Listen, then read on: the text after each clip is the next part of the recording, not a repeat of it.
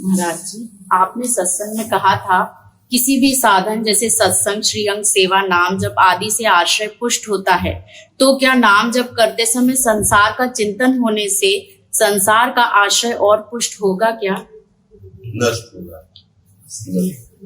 उसमें बस भाव इतना रखना है कि हमारे सामने जो मन बातें फेंक रहा है विषयों की, अब आपको और मन को अलग अलग होना पड़ेगा।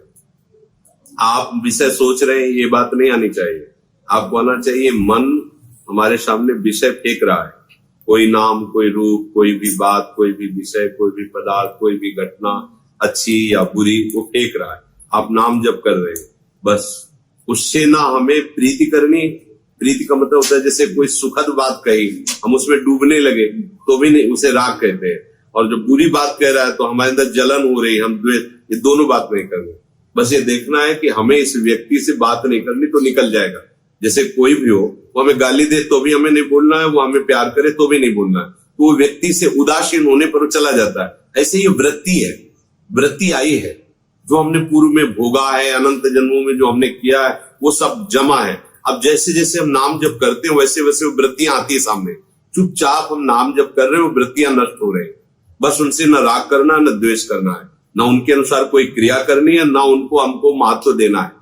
ये जितनी भी वृत्तियां हैं, ये सब असत वृत्तियां हैं, ये स्वयं नष्ट हो जाएंगी। ऐसे इस पृथ्वी नष्ट हो गई, इस पृथ्वी नष्ट हो गई। अब चूंकि बहुत जन्म हो गए हैं, इसलिए बहुत जमा है, तो हो सकता है लंबे समय तक भजन करने पर भी वही वृत्ति आपको दिखाई दे। क्योंकि काम, क्रोध, लोभ, मोह, मद, मत्सर, इन्हीं के द्वारा सारी वृत्तियां प्रकट की गई। तो हो सकता है कि 10 लाख बार डिलीट होने पर भी ऊपर वही वृत्ति आ रही, क्योंकि वही खेल होते रहे। तो हमको परेशान नहीं होना कि ये तो 10 वर्ष पहले थी, वही वृत्ति अब है। नहीं, 10 वर्ष वाली तो न जाने कब नष्ट हो गई। ये वृत्ति जो जमा है पीछे की, वो सब आ रहे हैं। जैसे एक ही आदमी हमारे पास 1000 मैसेज करे, हमने 500 डिलीट किया, लेकिन अभी 500 उसी के और है, तो हमें लगे पता नहीं डिलीट होते कि नहीं होते, वही नंबर, वही बात आ रही।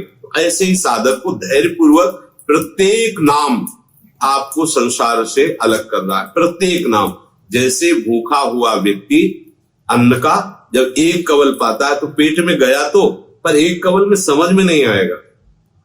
2 कवल पाया तो भी नहीं समझ में आएगा। जब आधा पेट हो जाएगा तो उसको कुछ लगेगा कि हाँ, और फिर भोजन पाएगा तो उसे स्वाद आने लगेगा।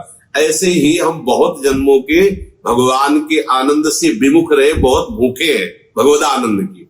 जब से तुम बिछुरे पिए प्यारे, कबहु न पायो चैन। अब क्या है, अब हम नाम जब शुरू किया तो हमारी भूख और बढ़ी। जैसे कई दिन के भूखे को एक कवल पवाओ तो उसकी भूख अब विकराल रूप धारण करती है। तो पीछे जो विषय भोगे वो सामने आके खड़े हो रहे भजन रोकने के लिए। अब नया उपासक तो सोचता है जब भजन नहीं करता था तब तो ठीक था, अब जब से भजन शुरू किया इतनी गंदी बातें, इतने गंदे विचार, इतना संसार, माला लेते ही सब शुरू हो जाता है। तो पक्का, क्योंकि वो डिलीट करेगा, मन को खाली करेगा। अब उस मन में भगवत लीला भरेगी, और जब भगवत लीला भरेगी तो चाहे जाग रहे हो या सो रहे हो या बैठे हो या चल रहे हो, हर समय वही चलेगा। तो हमें धैर्य पूर्वक भजन करते रहना चाहिए। और जो संसार के दृश्य आ रहे, जो गंदी बातें आ रही, जो संसार की बातें आ रही, वो सब नष्ट हो रही, ऐसी भावना करना चाहिए। आपने सत्संग में कहा था कि नाम जब बिना गुरु कृपा के संभव नहीं है, अतः आपके द्वारा कृपा बल प्रदान किए जाने पर ही मेरा नाम जब संभव हो पाएगा। इसका भाव ये है कि भजन न होई संग बिन, भजन बिना नहीं प्रेम। जब हम किसी संत का आश्रय ले लेते हैं तो सबसे पहला चिंतन उसका शुरू होता है, उनसे अपनापन हो। क्योंकि हम लोग दिव्य दृष्टि वाले तो है नहीं कि तत्व दृष्टि हो, भगवत दृष्टि हो, ये तो बाद में आती है। पहले तो हमारी पार्थिव दृष्टि है, हम आपको देख सकते हैं, आपसे बात कर सकते हैं। तो ऐसे ही जब हम किसी को गुरु बनाते हैं तो उनसे हमारी प्रियता जुड़ती है। अभी तक जितनी भी प्रियता जुड़ी थी वो सब शरीर संसार भोगों के नाते ही हुई थी। अब जो ये प्रियता हो रही है भगवान के नाते से हो रही। गुरु भगवान, गुरु भगवान से प्रेम कराने वाला, गुरु भगवान की प्राप्ति कराने वाला, गुरु साक्षात भगवान की कृपा। अब जब हम उनका चिंतन करने लगे तो हमारा भजन बनने लगा, क्योंकि हम जिसका चिंतन करते हैं वो जैसा होता है वैसे गुण हम में आते हैं। जैसे एक वो भृंगी नाम का कीड़ा दूसरी जाति के कीड़े को लाकर अपने मिट्टी के घड़ोंदे में रखता है और अपना डंक चुभोकर उसे भन ऐसे करता है, तो वो दूसरी जाति का कीड़ा उसका चिंतन करने लगता है, बिना शरीर छोड़े उसी शरीर से वो भंगी बन जाता है चिंतन के कारण। ऐसे ही जब हम गुरुदेव के आदेश उपदेश के अनुसार उनकी प्रियता या उनके डरवश हम उनका चिंतन शुरू कर देते हैं, तो हमारे हृदय में गुरुदेव के जितने सद्गुण हैं वो सब आने प्रारंभ हो जाते हैं। भजन न होई संग बिनु, भजन बिना नहीं प्रेम। बिना भगवत प्रेमियों के संग के भजन नहीं होता, इसलिए कहा गया है। क्योंकि हम जब उनका संग करेंगे तो उनकी वाणी, उनकी दृष्टि, उनके परमाणु हमारे ऊपर आएंगे, जिससे हमारा भी भजन बढ़ेगा, हमारी भी श्री लाडली लाल के चरणारविंद में रति होगी। तो अब आज हम विषयी पुरुषों का संग करें और सोचे भजन हो जाए, तो नहीं। अगर आपका पवित्र हृदय हो तो आपके पास बैठे वाले के क्या चल रहा है आपको अपने आप पता चलने लगे, क्योंकि आपके हृदय में आने लगे।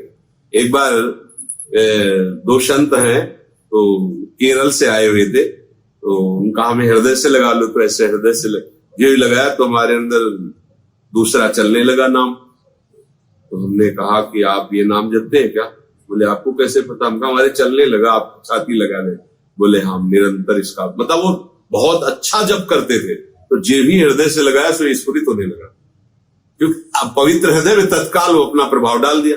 ऐसे ही यदि हम गलत आदमी का संग कर ले, गलत आदमी के साथ भोजन करें, गलत आदमी के साथ संभाषण करें, तो हमारे भजन में विक्षेप पड़ने लगेगा। इसीलिए कहा जाता है कि कुसंग का त्याग करके भगवत संगियों का संग करें तो हमारे भजन में वृद्धि होगी। और रही कृपा की बात, तो जब गुरुदेव किसी को मंत्र देते हैं तो बकाया नहीं रखते, वो अपना मानो जीवन दे देते हैं। पर आप उनका महत्व ना करने के कारण, उनकी आज्ञा पालन ना करने के कारण आप उस बात को समझ नहीं पाते। नहीं, गुरुदेव से कृपा मांगने की जरूरत नहीं है। जैसे माँ से ये कहने की जरूरत नहीं कि कृपा करके हमें बाल भोग दे दो, राजभोग दे दो, वो डांट के पवाती है, नहीं तुमको हमें नहीं पाओगे, चुपचाप पाओ।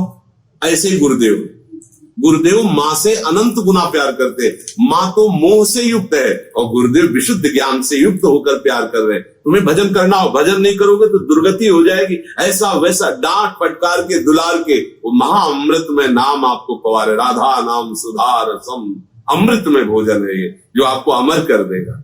इसलिए कहा गया है कि बिना गुरु कृपा के, बिना संतों की कृपा के भजन नहीं होता।